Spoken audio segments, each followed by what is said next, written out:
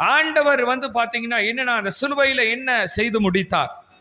அந்த சிலுவை தான் வானத்தினுடைய கதவுகளை திறந்ததா இருக்கிறது.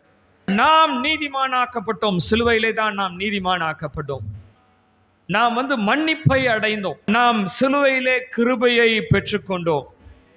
அல்லேலூயா சொல்லாமா? சிலுவையிலே நாம் கிருபையை பெற்றுக்கொண்டோம்.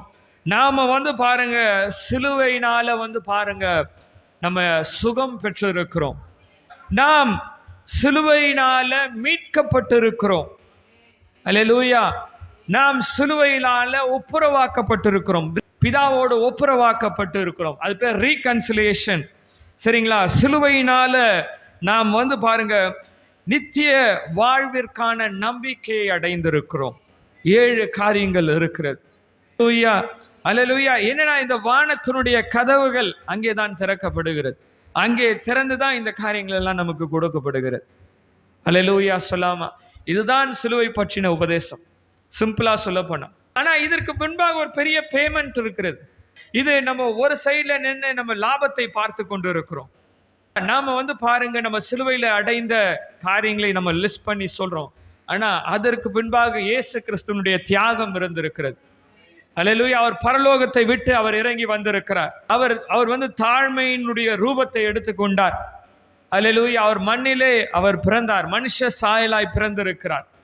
அவர் நம்முடைய பாடுகள் எல்லாம் அவர் மேல ஏற்றுக்கொண்டார். நம்முடைய தரித்திரங்களை எல்லாம் அவர் சிலுவையிலே சுமந்து கொண்டார். நம்முடைய நோய்களை எல்லாம் அவருடைய சிலுவையிலே அவர் சுமந்து கொண்டார். நம்முடைய பாவத்தை எல்லாம் அவர் மேலே அவர் ஏற்றுக்கொண்டார். அவர் பிதாவானவரால் புறக்கணிக்கப்பட்டார். தன்னுடைய ஜீவனையே கொடுத்தார். இந்த ஒரு சைட்ல நம்ம லாபமான காரியம் சொல்லுகிறோம் பாருங்க, அந்த சைட்ல எல்லாமே நஷ்டமான காரியம். ஒரு சைட்ல நம்ம லாபமான காரியம் சொல்லுகிறோம் பாருங்க, அதாவது நம்ம சிலுவையிலே சுகத்தை பெற்றுக்கொண்டோம் நம்ம சொல்லுகிறோம். ஆனா அந்த சைட்ல நின்று பார்த்தா அவர் பாருங்க அவர் அவர் அவர் தம் மேல தம்முடைய தழும்புகளை ஏற்றுக்கொண்டார். அல்லேலூயா சொல்லாமா? அவர் நம்முடைய தரித்திரங்களை எல்லாம் எடுத்து போட்டார்னு சொல்றோம்.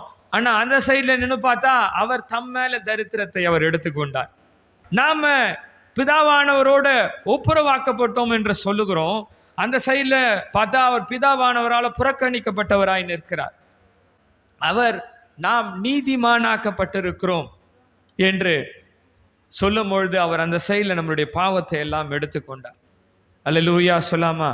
அல்லேலூயா. அவர் நாம பாருங்க நம்ம கிருபையை பெற்றோம் என்று சொல்றோம். அவர் அந்த சைட்ல கிருபாதார பலியாய் அவர் நிற்கிறார். அல்லேலூயா சொல்லாமா? அல்லேலூயா. இதுதான் சிலுவை பற்றின உபதேசம்.